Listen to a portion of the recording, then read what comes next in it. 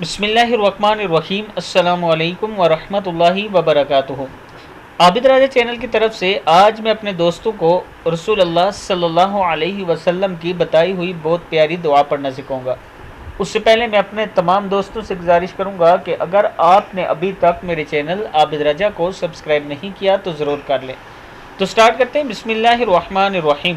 رسول اللہ صلی اللہ علیہ وسلم نے فرمایا، جو شخص صبح ہوتے ہوئے اور شام ہوتے ہوئے یہ دعا 7 مرتبہ پڑھ لے گا تو اللہ تعالیٰ اس کے تمام کاموں کا کفیل ہو جائے گا اور تمام فکروں سے نجات ہو جائے گی، یعنی اس کی تمام حاجات پوری اور مشکلات آسان ہو جائیں گی۔ دوسری روایت میں یہ ہے کہ جو شخص جمعے کے دن صبح کی نماز سے پہلے 3 مرتبہ پڑھ لے گا اس کے تمام گناہ معاف ہو جائیں گے۔ دعا کیا ہے؟ حسبی اللہ لا الہ الا ہوا علیہ توکلت وہو رب العرش العظیم۔